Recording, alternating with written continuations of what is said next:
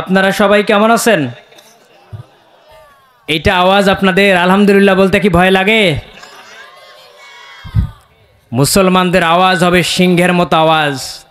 কারণ আপনারা যে জায়গায় যে জমিনের মধ্যে বসে আছেন এই জায়গাটা রংপুর বিভাগের মধ্যে অন্তর্ভুক্ত কিনা? নাকি আসামের সঙ্গে সংযুক্ত আছেন আপনারা? আরে শুধু বাংলাদেশ নয়, গোটা বিশ্ব তাকিয়ে দেখেছে এই রংপুরের যুবকেরা যারা বাতিল সরকারের সামনে দুহাত প্রসারিত করে বুকের মধ্যে গুলি নেয়, তবুও জালিমের কাছে মাথা নত করে নাই। কথা বলেন ঠিক কিনা? এই রংপুরের মানুষের, এই নাগরাকুড়ার মানুষের আওয়াজ হবে বীর সন্তান ওমরের মতো। কথা বলেন ঠিক কিনা?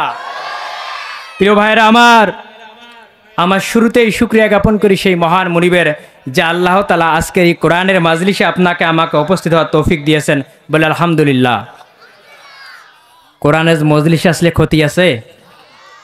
একটা হাদিস বলছি, হযরত আবু দারদা রাদিয়াল্লাহু তাআলা আনহু বর্ণনা করেন, মুসনাদে আহমদ ২য় খণ্ড ৬২২ পৃষ্ঠার পরেই আছে। আল্লাহর নবী বলেন, কোনো মানুষ যদি কোরআনের মজলিসে আসে, যেখানে কোরআনুল কারীমের দার্স হয়, তাফসিরুল কোরআনের মাহফিল হয়, এই জায়গায় এসে আদব অনুযায়ী যদি বসার পর আল্লাহ তাআলা কোরআনুল কারীমের ইজ্জাহ আর বরকতে ওই ব্যক্তির অতীত জীবনের গুনাহগুলো মাফ করে দেবে। বলেন না সুবহানাল্লাহ। দরুদ পেশ করি সাইয়্যিদুল মুরসালিন খাতামুন নবীন আহমদ মুস্তাফা মোহাম্মদ রাসূলুল্লাহ সাল্লাল্লাহু আলাইহি সাল্লাম। সম্মানিত হাজরিন, আমি আপনাদের সম্মুখে কোরআনুল কারীমের একটা গুরুত্বপূর্ণ আয়াত তেলাওয়াত করব। সম্মানিত হাজরিন, আমি আপনাদের সম্মুখে এখন কথা বলবো নিখুঁত নির্ভুল পরিমণ্ডিত জীবন বিধান, মহাবিশ্বের মহাবিশ্বায়ক, মানব জাতির একমাত্র এবং চূড়ান্ত কনস্টিটিউশন মহাগ্রন্থ আল কোরআনুল কারীমের ১১৪টি সূরার মধ্য থেকে ৪১ নম্বর সূরা। কত নম্বর সূরা? এই ৪১ নম্বর সূরার ৩০ নম্বর আয়াত আল্লাহ কি মেসেজ দিলেন আমরা জেনে নেই। আউযু বিল্লাহি মিনাশ শাইতানির রাজীম, বিসমিল্লাহির রহমানির রহিম। ইন্নাল্লাযীনা ক্বালু রাব্বুনাল্লাহু সুম্মা ইসতাকামু তাতানাজ্জালু আলাইহিমুল মালাইকাতু আল্লা তাখাফু ওয়া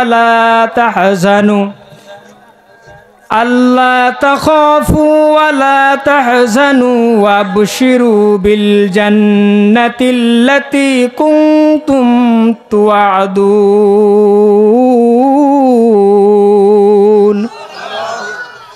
সম্মানিত হাজরিন, কোরআনের তাফসীর করার নিয়ম হলো যে আয়াত আমরা তেলাওয়াত করব, এইটা শানে নাজুল আগে জানতে হবে। কি জানতে হবে? আমরা শানে নাজুল জানি। আসুন, যে আয়াতে কারিমা তেলাওয়াত করেছি এটা কোরআনুল কারীমের ৪১ নম্বর সূরা। এই সূরায় আয়াত আছে ৫৪টি, রুকু আছে ৬টি, শব্দ আছে ১২৬৮টি, বর্ণ আছে ২৭৯৫টি। বলেন আল্লাহু আকবার। এই আয়াত কখন নাজিল হলো, এই সূরা কখন নাজিল হলো? এমন একটা সময়, এমন একটা প্রতিকূল পরিবেশে আল্লাহ এই সূরাটা নাজিল করলেন যে সময় আল্লাহর নবী প্রকাশ্যে নামাজ আদায় করতে পারতেন না। বাতিলের এত অত্যাচার করতো, আল্লাহর নবী দ্বীনের দাওয়াত গোপনে গোপনে দিতেন।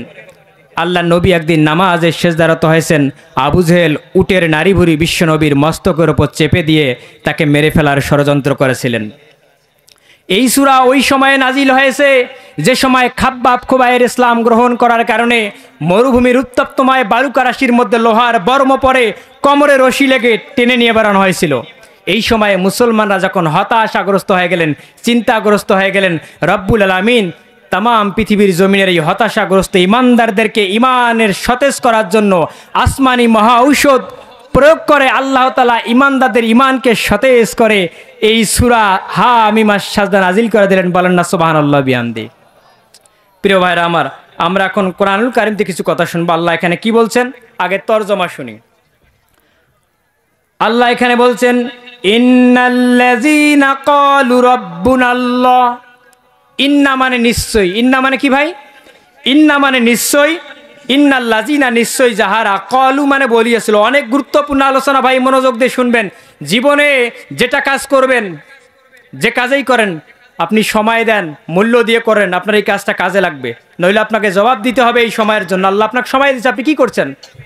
আল্লাহ বলেন ইন্নাল্লাযিনা, নিশ্চয়ই যাহারা, কলু মানে বলিয়াছিল, কলু মানে কি, নিশ্চয়ই যাহারা অতীতে বলিয়াছিল, বেসিকা ইসবাত ফেলে মাজি মারুফ, আরবি গ্রামারে যাকে ইসবাত ফেলে মারুফ বলে, ইংরেজি গ্রামারে তাকে বলে পাস্ট ইনডিফিনিট টেন্স। ইংরেজি গ্রামারে যাকে পাস্ট ইনডিফিনিট টেন্স বলে, বাংলা গ্রামারে ইয়াকে বলা হয় সাধারণ অতীতকালীন ক্রিয়া। তাহলে আল্লাহ এখানে বললেন ইন্নাল্লাযিনা ক্বালু রাব্বুনাল্লাহ, নিশ্চয়ই যাহারা অতীতে বলিয়াছিল, কি বলছিল, রব্বুনাল্লাহ, আল্লাহ আমাদের রব। আমাদের রবকে চিল্লাইয়া বলেন তো, আল্লাহ আমাদের রবকে, কলজাটা মোটা করে বলেন আমাদের রবকে। আমরা সবাই অতীতে বলিয়াছিলাম আল্লাহ আমাদের রব। আল্লাহ বলে শুধু অতীতে বলেই ক্ষান্ত হবে না, সুম্মাস্তাকামু তাতানাজ্জালু আলাইহিমুল মালাইকাতু আল্লা তাখাফু ওয়ালা তাহজানু ওয়া আবশিরু বিল জান্নাতিল্লাতী কুনতুম তুআদুন। আল্লাহ বলে যাহারা আল্লাহকে অতীতে রব বলে, এই রবের উপর অবিচল থাকতে হবে। সুম্মাস্তাকামু, আল্লাহর পথে অবিচল থাকতে হবে, স্থির থাকতে হবে, দৃঢ় থাকতে হবে, ইস্তেকামাত থাকতে হবে। এই ইস্তেকামাতের ব্যাখ্যা একটু শুনি। ইস্তেকামাত কাহারে বলে? বর্তমান দুনিয়ার সর্বশ্রেষ্ঠ আরবি ডিকশনারি লিসানুল আরব গ্রন্থ প্রণেতা বলেন, এই ইস্তেকামাত শব্দের ব্যাখ্যা দিচ্ছেন যে রাস্তার দুই সারে অসংখ্য গাছ দাঁড়িয়ে থাকে না ভাই, অসংখ্য গাছ দাঁড়িয়ে থাকে, দাঁড়িয়ে থাকার পর প্রচণ্ড ঝড়, আইলা, সিডর, নার্গিস, বুলবুল আসে না? এই প্রচণ্ড ঝড়, আইলা, সিডর, নার্গিস আসার কারণে এই ঝড়ের ক্ষিপ্রতার কাছে মাথা নত করে রাস্তার দুই সারের অসংখ্য গাছ তাদের ডালপালা, শাখা প্রশাখা, পত্র সহ জমিনের মধ্যে উপরে পড়ে থাকে, কি থাকে না? পক্ষান্তর আর এক গাছ আছে যে গাছগুলো প্রচণ্ড ঝড়, আইলা, নার্গিস, সিডর, বুলবুল আসার পরেও এই প্রচণ্ড ঝড়ের ক্ষিপ্রতার কাছে মাথা নত না করে সদর্পে জমিনের উপর দাঁড়িয়ে থাকে। আরববাসীরা এই গাছগুলোকে বলা ইস্তেকামাতুশ শাজারা। আল্লাহ রাব্বুল আলামিন এখানে কেন সুম্মাস্তাকামু শব্দ ব্যবহার করলেন? রব্বে কারিম বললেন আল্লাহকে অতীতে রব বলার পর যাহারা তোমরা এই রবের পথে অবিচল থাকবা, তোমাদের ওপরও ঝড় আসবে, তাগুদের ঝড়, তোমাদের ওপর আইলা আসবে, সিডর আসবে, জেল হবে, জুলুম হবে, মামলা হবে, ঘর ছাড়বা, দেশ থেকে দেশান্তরিত হবা। তারপরেও যারা আল্লাহর পথে অবিচল থাকবে এই লোকদের পুরস্কার আছে না নাই? আল্লাহকে রব মানার কারণে অসংখ্য মানুষ 15.5-16 বছর স্ত্রী সন্তানের সঙ্গে থাকতে পারে নাই। কথা বলেন ঠিক কিনা?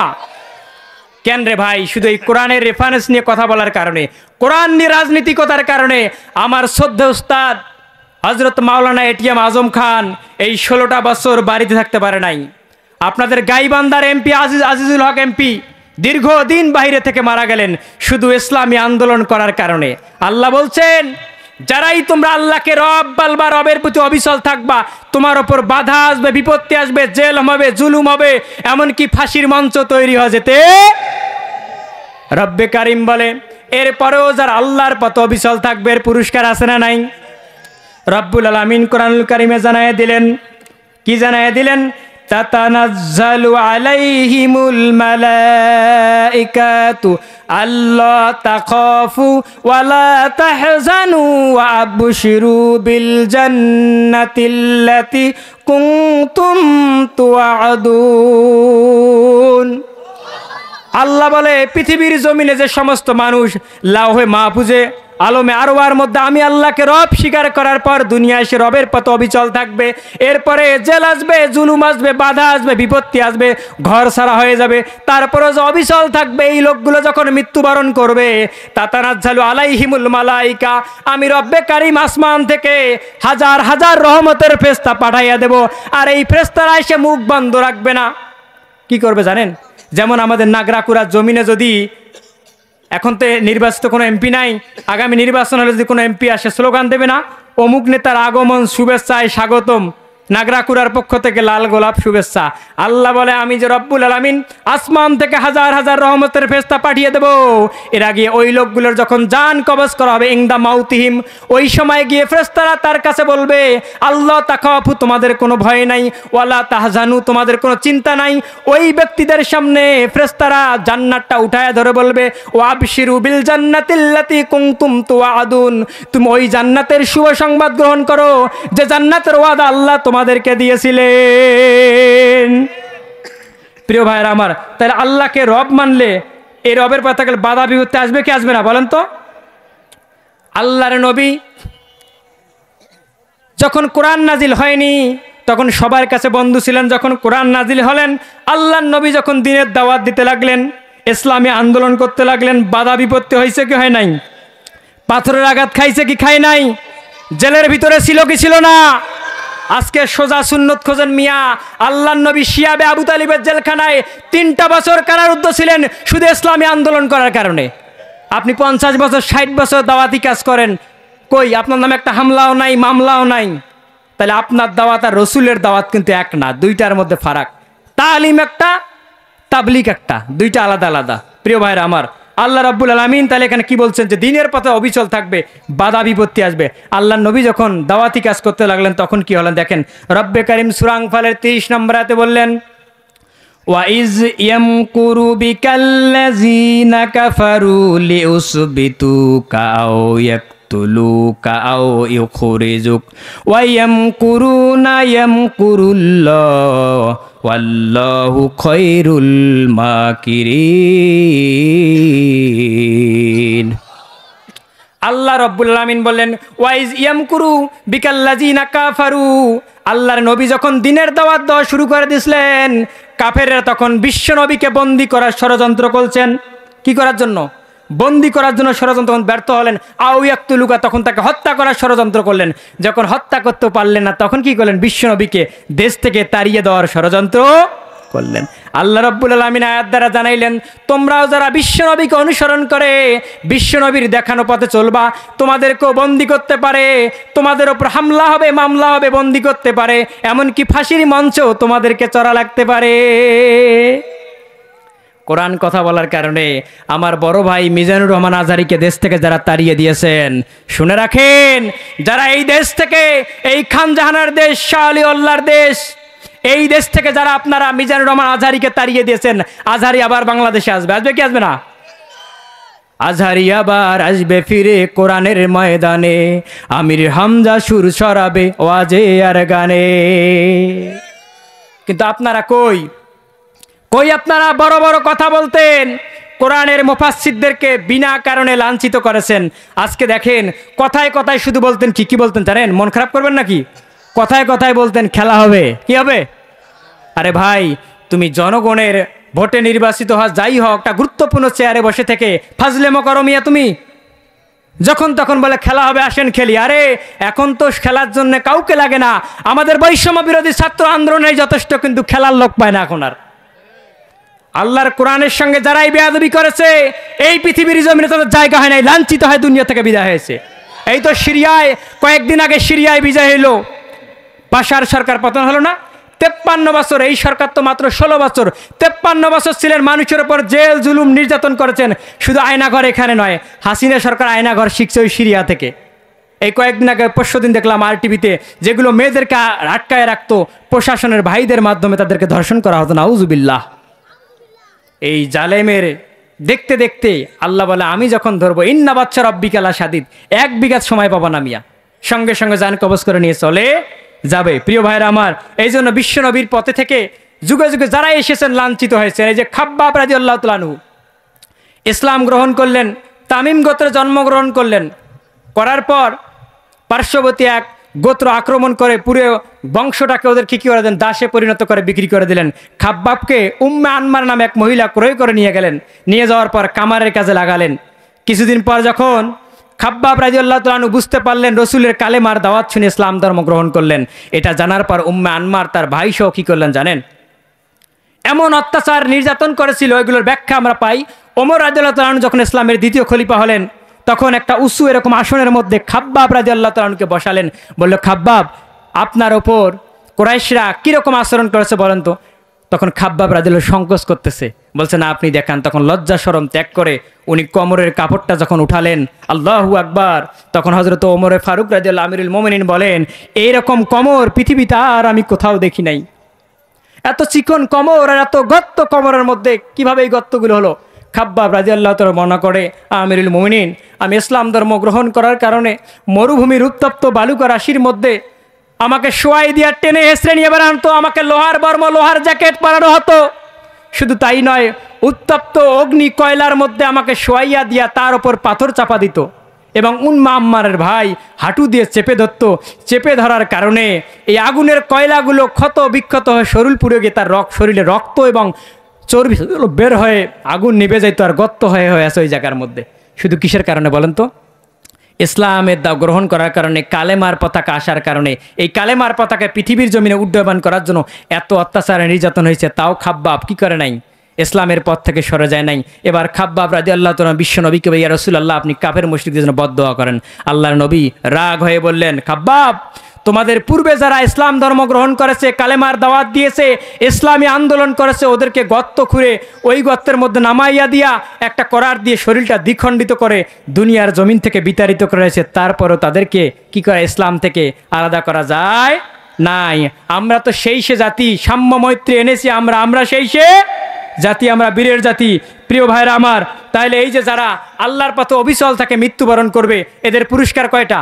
এক নম্বর, আল্লাহ তাখাফু, তাদের কোনো ভয় নাই, ওয়ালা তাহজানু, তাদের কোনো চিন্তাও নাই, ও আবশিরু বিল জান্নাতিল্লাতি কুনতুম তুআদুন, মৃত্যুর সময় ফেরেশতারা জান্নাতটা দেখাবে, বলছে এই জান্নাত দেখতে দেখতে আল্লাহর জান্নাতে চলে যাও। দিনের দাওয়াতে আগামী দিনে আবার যদি ইসলামের বিজয়ের জন্য আপনাদেরকে মাঠে নামতে হয়, খাব্বাব খুবাইরের মতো অত্যাচারিত হয়, তারপরও আপনারা রাজি আছেন? কারা কারা রাজি আছেন? দুহাত তুলে আমার আল্লাহকে দেখান।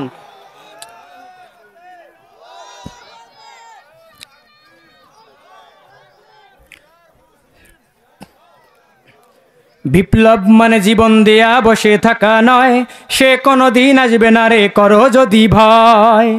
বিপ্লব মানে জীবন দেয়া বসে থাকা নয়, সে কোনোদিন আসবে না রে করো যদি ভয়।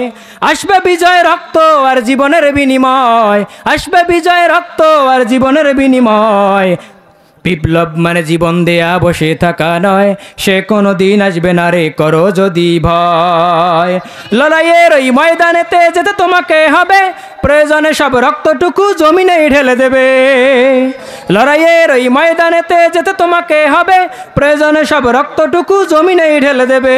তবুও তোমায় লড়তে হবে, মানিবে না পরাজয়, তবুও তোমায় লড়তেই হবে, মানিবে না পরাজয়। বিপ্লব মানে জীবন দেয়া বসে থাকা নয়, সে কোনোদিন আসবে না রে করো যদি ভয়। কোথা থেকে কোন ভিনদেশী শকুন আমার দেশে এসে সেবার নামে বসলো জুড়ে মির্জাফরের বেশে। ওদের করতে নাস্তানাবুদ হতে হবে নির্ভয়, ওদের করতে নাস্তানাবুদ হতে হবে নির্ভয়। বিপ্লব মানে জীবন দেয়া বসে থাকা নয়, সে কোনোদিন আসবে না রে করো যদি ভয়। প্রিয় ভাইরা আমার, আল্লাহর এই জমিনে আল্লাহ দিন কায়েমের জন্য যদি আবার নামতে হয়, আপনারা রাজি আছেন তো, তাই না? কোন দাদা বাবুদের আমরা ভয় পাই? ভয় পাই? আল্লাহর নবীর হাদিস, যতই দাদা বাবুরা আপনারা লাফালাফি করেন, হিন্দুস্তানের সঙ্গে মুসলমানদের যুদ্ধ হবে, আর এই যুদ্ধে বিজয় লাভ করবে কে?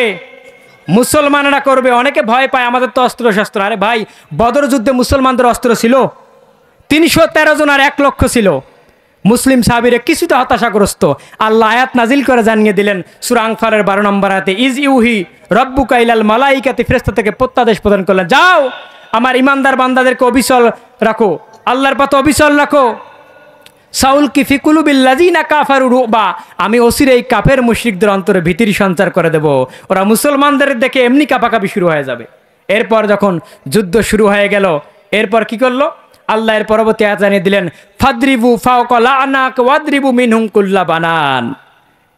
শব্দ দিকে লক্ষ্য করেন, জিহাদের ময়দানে কখনো খালি হাতে যাবেন না, শাপলা চত্বরের মতো অবস্থা হবে। আল্লাহ বলছে, যখন জিহাদের ময়দানে যাবা তোমরা, কাফের মুশরিকদের সম্মুখীন হবা, ফাদরিবু ফাওকা লা'নাক, ওদের যারা নেতা থাকবে এদের শরীরে আঘাত করো। কোথায়? আনাক, উনুকুন মানে গর্দা, আনাক শরীরের গর্দানে আঘাত করে, গর্দানটা আলাদা করে দাও। ওয়াদ্রিবু মিনহুম কুল্লা বানান, এরপর ওদের চেলা চামুন্ডা যারা থাকবে শরীরের প্রত্যেকটা জোড়ায় জোড়ায় আঘাত করে পঙ্গু করে দাও। এইভাবে যদি আঘাত করা শুরু হয়, শুধু বাংলাদেশ নয়, ফিলিস্তিন নয়, কাশ্মীর নয়, তামাম পৃথিবীর জমিনে কালেমার পতাকাকে পথ পথ করে উড়ানো সম্ভব হবে। কথা বলেন ঠিক কিনা? আল্লাহর ফয়সালা অনুযায়ী আমাদেরকে কাজ করতে হবে। তাহলে বিজয় দিবেন একজন, তিনি কে? প্রিয় ভাইরা আমার, আমরা এই আলোচনার মধ্যে শুনলাম, যতটুকু অনুবাদ শুনলাম, এখানে প্রশ্ন আছে তিনটা। কয়টা? এক নম্বরে কারা কখন বলিয়েছিল আল্লাহ আমাদের রব? দুই নম্বরে রবের ওপর ইস্তেকামাত থাকার হাকিকত কি? তিন নম্বরে ফেরেশতারা কখন এসে বলবে হয় নাই, চিন্তা নাই, সরাসরি জান্নাত। প্রিয় ভাইরা আমার, কোরআনুল কারীমের তাফসির করার পদ্ধতি হলো পাঁচটা। কয়টা? একটা হলো তাফসিরুল কোরআন বিল কোরআন, কোরআনের তাফসির করতে হবে কোরআন দিয়ে। দুই নম্বরে তাফসিরুল কোরআন বিল সুন্নাহ, সম্ভব না হলে হাদিস দিয়ে। তিন নম্বরে তাফসিরুল কোরআন বিল আসার, সাহাবায়ে কেরামরা কোন আয়াতের উপর কি আমল করেছেন তার উপর। এরপর চতুর্থ নম্বর তাফসিরুল কোরআন বিল রায়, সাহাবায়ে কেরাম তাবি তাবিনদের উপর।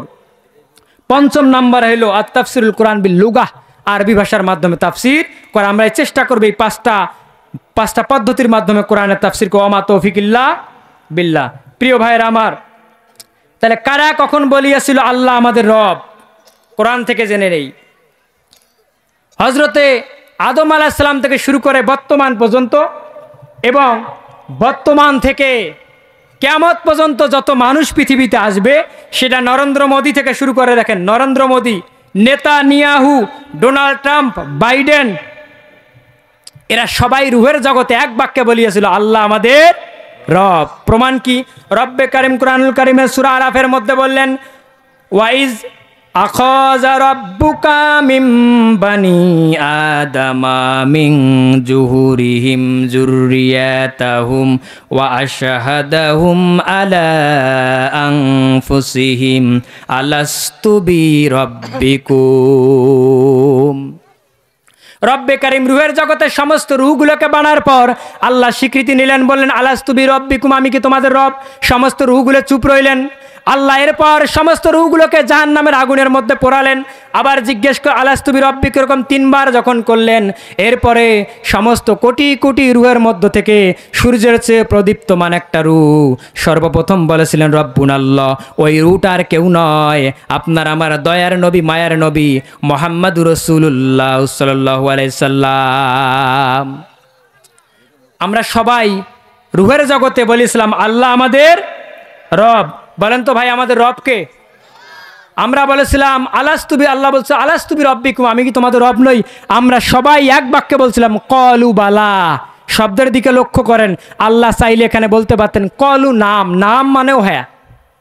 অফকোর্স ইয়েস, দুইটার মধ্যে পার্থক্য আছে। অফকোর্স মানে অবশ্যই, ইয়েস মানে হ্যাঁ নর্মাল। আল্লাহ এখানে যদি কলু নাম বলতেন আমরা তখন বলতাম নর্মাল, কিন্তু বলছি কলু বালা, অবশ্যই আল্লাহ আপনি আমাদের রব। কিন্তু দুনিয়ার জমিনে এসে আমরা টাকা পয়সা, ধন সম্পদ, স্ত্রী সন্তান পাওয়ার পর এই রবকে আর চিনি না, রবকে ভুলে যাই। প্রিয় ভাইরা আমার, দ্বিতীয় নাম্বার প্রশ্ন হলো মাহিয়াল হাকিকা ইস্তেকামাত আলার রব, রবের ওপর ইস্তেকামাত থামার হাকিকত কি? আমল কয়টা বলেন তো? আল্লাহকে রব বলে স্বীকৃতি দেওয়া, এর উপর অটল থাকা। আমল একটা, পুরস্কার তিনটা। কয়টা? একটা পুরস্কার হলো আল্লাহ যখন আপনার মাউত হবে, জান কবজ করবে, তখন ফেরেশতারা বলবে আল্লাহ তাখাফু, তোমার ভয় নাই। দুই নম্বরে চিন্তা নাই, তিন নম্বরে সরাসরি জান্নাত। বলেন তো জীবনটা সফল না বিফল? ভাই, আপনি এসএসসিতে গোল্ডেন এ প্লাস পাইছেন, ইন্টারে গোল্ডেন এ প্লাস পাইছেন, ঢাকা বিশ্ববিদ্যালয়ে চান্স পাইছেন, এরপর বিসিএস ক্যাডার হয়েছেন, আপনার জীবন কিন্তু সফল নয় যদি আপনি জাহান্নামের আগুন থেকে আপনি নিজে না বাঁচতে পারেন। কথা বলেন ঠিক কিনা? তেমনি করে যারা আল্লাহকে রব বলে, রবের ওপর অবিচল থাকবেন, এদের জন্য আল্লাহ পুরস্কার দিয়েছেন তিনটা। এক নম্বরে ভয় নাই, দুই নম্বরে চিন্তা নাই, তিন নম্বরে সরাসরি জান্নাত। সুবহানাল্লাহ বিহামদি। তিন নম্বরে ফেরেশতারা কখন এসে বলবে ভয় নাই, চিন্তা নাই, সরাসরি জান্নাত।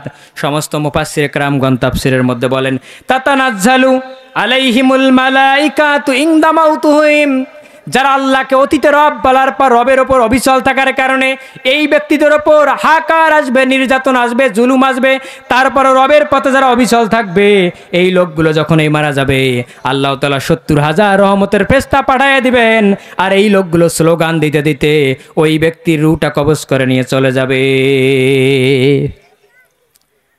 জান কবজের সময় অবস্থা এরকম হয় বিধায় আজকে দেখেন হক্কালি আলেমেরা ইসলামী আন্দোলন যারা করে তারা কিন্তু ভয় পায় না। ভয় পায়? আরে ফাঁসির মঞ্চে যায় বীরের মতো, কাউকে ধরা লাগে না। একজন ব্যক্তির নামের কথা শুনি, আপনারা অনেকেই নাম শুনছিলেন, আমার শ্রদ্ধা ওস্তাদ তুল্য মীর কাসেম আলী মিন্টু, নাম শুনছেন?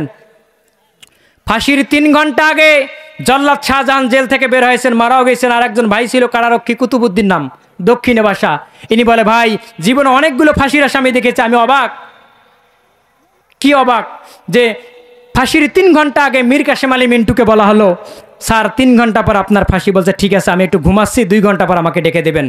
জাস্ট 2 ঘন্টা শেষ হলো, ঘুম থেকে উঠলেন। উনি বলেন, অবাক, একটা মানুষের মৃত্যু 3 ঘন্টা পর তাকে মৃত্যুদণ্ড দেওয়া হবে, এই লোকটা কেমন করে ঘুমায়, এই লোকটার চোখে কেমন করে ঘুম আসে? উনি উজু করে সুন্দর পাঞ্জাবি পরলেন। কেন বললেন? বলছে স্যার আপনার তো কিছুক্ষণ পর ফাঁসিও। বললেন আমি আমার আল্লাহর কাছে যাচ্ছি। কার কাছে যাচ্ছি? এই জন্য একটা সুন্দর পোশাক পরে, আতর পরে, খুশবু পরে যাই। আর আমরা তো নামাজে যখন যাই সিরে পরা পোশাক, হাফ গেঞ্জি গাদ দিয়ে আল্লাহর কাছে যাই। ওয়াসজুদু ওয়াক্তারিব, যখনই সেজদা যাবেন, সেজদার সঙ্গে কার কাছাকাছি চলে যান আপনি? আল্লাহর কাছে। উত্তম পোশাক পরে যাবেন। এই লোক যখন রেডি হয়ে গেল, সুন্দর পাঞ্জাবি পরল, ফাঁসির মঞ্চের দিকে যাবে, জল্লাদ শাহজাহান ধরতে লাগলো। বলছে না, আমাকে ধরা লাগবে না। কি লাগবে না? ধরা লাগবে না। কি প্রফুল্লতার! এই প্রফুল্লতার কারণ কি জানেন? এই তাতানাজ্জালু আলাইহিমুল মালাইকা তাফসীর পরে দেখবেন, যারা দুনিয়াতে রবের আন্দোলন করে, দিন কায়েমের আন্দোলন করে, ইসলাম প্রতিষ্ঠার আন্দোলন করে চলে যায়, এদের মৃত্যুর সময়ে ফেরেশতারা এসে জান্নাতটারে দেখায় আর বলে, তুমি দুনিয়াতে সন্তান স্ত্রী ছেড়ে যাচ্ছ, তোমার সন্তানটাকে গুম করে রাখছে, এদের দায়িত্ব তো আল্লাহ নিছে। কে নিছে দায়িত্ব? তার ভয় নাই। বলে আমি তো শাহাদাতের তামান্না, আমি শহীদ হয়ে যাব, আমাকে তো মিথ্যা কারণে মামলা দিয়ে আজকে ফাঁসি দেওয়া হয়েছে। দুনিয়ার কেউ না জানলেও একজন যিনি জানে তিনি কে? প্রিয় ভাইয়ের আমার, যে মানুষটা 50টা বছর কোরআনের তাফসীর করলেন, নাম কি যে বলা যাবে কি? এখন বলা যাবে? এখনো কি ভয় করেন আপনারা? আল্লামা দেলওয়ার হোসেন সাইদি হাফিজাহুল্লাহ 50টা বছর কোরআনের তাফসীর করলেন। এই জালিমারা এই লোকটাকে রাজাকার বানানো হলো, এটাকে ধর্ষক বানানো হলো, এটাকে টেন্ডার বা চাঁদাবাজির মামলা হাবিজাবি ট্যাগ লাগাইয়া দিয়া শেষ ম্যাচ কি করলো জানেন? প্রফেসর SM জামানের মাধ্যমে স্লো পয়জনিং দিয়ে ইনজেকশন ফুস করে দুনিয়ার জমিন থেকে বিতাড়িত করে দেওয়া হলো। শুনে রাখেন ইসলাম বিদ্বেষী শক্তিরা, শুনে রাখেন, তোমরা তো এক সাইদিকে মেরেছো, হাজার সাইদি বাংলার জমিনে তৈরি হয়ে গেছে। এক আমির হামজাকে 3 বছর কারারুদ্ধ করেছো, অসংখ্য আমির হামজা বাংলার জমিনে তৈরি হয়ে গেছে। এই তো আবার ডক্টর মিজানুর রহমান আজহারী চট্টগ্রাম পেকুয়ায় আসতেছেন, 26শে ডিসেম্বর সম্ভবত আসতেছেন। কই আমাদের আমির হামজা আছে, আজহারী আছে, তোমার তো দেখা পাওয়া যায় না, তুমি কই? খালি বলতা, লাঞ্ছিত করতা। আজকে তোমার নামে গান কোথায় বাজে জানেন? বিয়ের বাড়িতে বাজে। কোথায় বাজে? বিয়ের বাড়িতে, শ্রাদ্ধ, বৌভাত, সব জায়গায় বাজে। কি গান বাজে? ফকুরুল সাহেব আপনার বাসায় কাউয়া কাদের গেছেনি, ঠাকুর গায়ের বাসায় থাকতে তারে দিছেননি, এখন যে হিসেব বাকি কোটি জনতাও আর পালিয়ে গেছে কাউয়া কাদের, কেউ জানে না খবর তার, পালো হয়ে যাও মাসুদ তুমি। মনে করছেন হুজুরের নিজের এলাকায় জন্য ফাটাচ্ছে? শোনেন, যখন থেকে এই সরকার রাজাকার বলে মানুষ গালি দিল, ছাত্রদেরকে দেয়নি, যখন এই ইসলামের বিরুদ্ধে কোনো কথা বলছিল তখন এই প্রতিবাদ করেছে। আপনারা মিডিয়ায় দেখবেন, আবু সাইদ মারা যাওয়ার আগ থেকে ময়দানে মিডিয়ায় কথা বলেছে, আমি যমুনা টেলিভিশনে কথা বলেছি। তারপর ভারত যখন পানি ছেড়ে দিল, সিকিম খুলে দিল, তারপরেও মিডিয়ায় কথা বলেছি। আমরা ভয় পাই শুধু একজনকে, তার নাম কি? রংপুর মেডিকেলে যখন দুর্নীতি, হাহাকার, চিকিৎসা ব্যবস্থা ভালো নাই, তখনও বিজয় টিভিতে কথা বলেছি, ভয় পাই না। এই নাগরাকুরের, উলিপুরের যুবকেরা এখন আর পাবজি গেম নিয়ে, মোবাইল নিয়ে, ফেসবুক, ইউটিউব নিয়ে পড়ে নাই। তারা স্বৈরাচার বিরোধী, স্বৈরাচারকে তাড়ানোর জন্য মাঝে মাঝে আন্দোলনে ঝাঁপিয়ে পড়ে। কথা বলেন ঠিক কিনা? রংপুরের বৈষম্য বিরোধী ছাত্র আন্দোলনের মুখ্য সমন্বয়ক যে ছেলেটা, এটাও আপনার এই গুনেঙ্গাস ইউনিয়নের রিফাত হাসান, আমার বন্ধু। প্রিয় ভাইরা আমার, আজকে এত উন্মুক্ত ময়দান, আজকে এত সুন্দর পরিবেশ, কিন্তু এই চেয়ারে যিনি বসার কথা ছিলেন ওই মানুষগুলোকে আজকে আমরা পাচ্ছি না। আজকে এই চেয়ারে থাকতেন আল্লামা দেলওয়ার হোসেন সাইদি। কথা বলেন ঠিক কিনা? তাদেরকে আপনারা শেষ করে দিয়েছেন, কিন্তু দিনের দাওয়াত কি বন্ধ করতে পারবেন? দিনের দাওয়াত আপনারা কখনো বন্ধ করতে পারবেন না। প্রিয় ভাইরা আমার, তাহলে আল্লাহর পথে অবিচল থাকতে আপনারা রাজি আছেন তো নাকি? প্রিয় ভাইয়েরা আমার, আমরা একটা জিনিস স্বীকার করব, সেটাকে আল্লাহকে রব বলে স্বীকার করব। এই রব শব্দের ব্যাখ্যা দেখেন, রব শব্দের ব্যাখ্যা আবার কি? রব যদি এই ভালো করে না মানি যান, কবরে উত্তর দিতে পারবেন? কবরে 3টা প্রশ্ন করা হবে, তার 1 নম্বর কম্পালসরি প্রশ্ন হলো মার রব্বুকা। কি রব্বুকা? মার রব্বুকা। দুনিয়াতে যারা আল্লাহকে রব মানেন নাই, মারা যাওয়ার সঙ্গে সঙ্গে এরা এই প্রশ্নগুলোর জবাব দিতে পারবেন না। প্রিয় ভাইয়ের আমার, মুহাদ্দিস কেরামগণ বলেন, কোনো মানুষ যদি মারা যাওয়ার পর কবরে রাখার পর মার রব্বুকা এই প্রশ্নের উত্তর দিতে পারে, আল্লাহ নিজ জিম্মাদারিতায় বাকি 3টা প্রশ্নের উত্তর দেওয়াইয়া তাকে জান্নাতে নিয়ে যাবেন। সুবহানাল্লাহ বিহামদি। একটু ব্যাখ্যা করে শেষ করব আমি। রব শব্দের 4টা অর্থ। 1 নম্বর হলো স্রষ্টা। 1 নম্বর তো কি? আল্লাহ নিজেই কোরআনে ব্যাখ্যা দিয়েছেন, ইকরা বিসমি রাব্বিকাল্লাযী খলাক। পড়ো তোমার প্রভুর নামে, যিনি স্রষ্টা তিনিই রব। যিনি স্রষ্টা তিনি আমাদের স্রষ্টাকে আল্লাহ। প্রিয় ভাইয়ের আমার, এই জন্য এই স্রষ্টার আইন মানবেন, এই স্রষ্টার বিধান মানে এই স্রষ্টার পথে অবিচল থেকে যদি মারা যেতে পারেন, আপনার জীবনটা সফল। প্রিয় ভাইয়েরা আমার, যেহেতু সময় স্বল্পতা, আমি আলোচনা গোটে নিয়ে আসলাম, কিন্তু বাট ওইভাবে উপস্থাপন করতে পারতেছি না। আমি শেষ করে দেব, আর অল্প একটু কথা বলে শেষ করে দিচ্ছি। সেটা হলো, আর একদিন পরে আমাদের একটা দিবস আসতেছে। দিবসটার নাম কি? 16ই ডিসেম্বর, মহান বিজয় দিবস।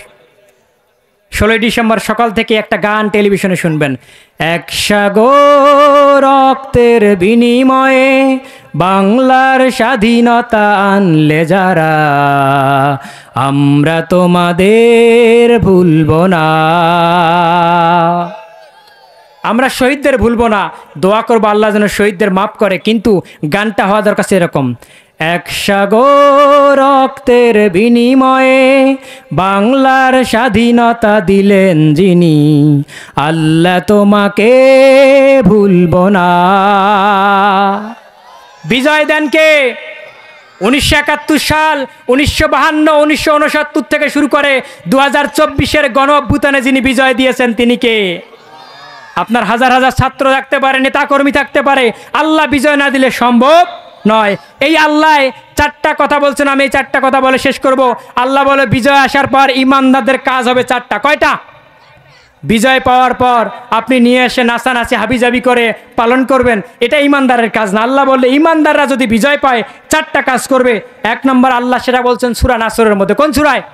আল্লাহ বিজয়ের নামে 2টা সূরা দিয়েছেন, সূরা ফাত, সূরা নাসর। ফাতহুন মানে বিজয়, মক্কা বিজয়কে বলা হয়েছে, আর নাসর মানে আল্লাহর সাহায্য। আল্লাহ বলছেন ইজা জাআ নাসরুল্লাহি ওয়াল ফাত, যখন আল্লাহর সাহায্য আসবে তখন জমিনের বিজয় কেউ ঠেকায় রাখতে পারবে না। ওয়াইয়াদখুলুনা ফি দীনিল্লাহি আফওয়াজা, এ রাসূল দেখবেন দলে দলে মানুষগুলো কালেমা পড়ে মুসলমান হয়ে যাবে। আল্লাহ রাব্বুল আলামিন বলেন যখন বিজয় আসবে তখন মুমিনরা 4টা কাজ করবে, ফাসাব্বিহ বিহামদি রাব্বিকা ওয়াস্তাগফির। ইমানদাররা 1 নম্বরে আল্লাহর পবিত্রতা ঘোষণা করবে। কার পবিত্রতা? বিজয়ের আমল 4টা। 1 নম্বরে ইমানদাররা যদি কোনো বিজয় পায়, সেটা ব্যক্তিগত হোক, সামাজিক হোক, পারিবারিক হোক, রাষ্ট্রীয় বিজয় হোক, 4টা আমল করবে। 4টা আমল বলে শেষ করবো, অল্প একটু 2 মিনিট সময় লাগবে। 1 নম্বরে রবের পবিত্রতা ঘোষণা করবেন, 2 নম্বরে রবের প্রশংসা করবেন, কারণ আল্লাহ না চাইলে আপনার দ্বারা বিজয় সম্ভব হতো না। বাংলাদেশের বিজয় আল্লাহ দিয়েছেন, 1971 সালে বিজয় তিনি দিয়েছেন। সিরিয়ার বিজয় এটাও দিয়েছেন কে? আল্লাহ। 2টা। 3 নম্বরে আল্লাহ বলছেন ইস্তেগফার করতে হবে। কি করতে হবে? কোন রাষ্ট্রে যদি আল্লাহ বিজয় দেয়, এই রাষ্ট্রের প্রধানমন্ত্রী থেকে শুরু করে রাষ্ট্রের এমপি মন্ত্রী সহ জনগণ সবাই ইস্তেগফার করবে, আস্তাগফিরুল্লাহ আস্তাগফিরুল্লাহ বলবে।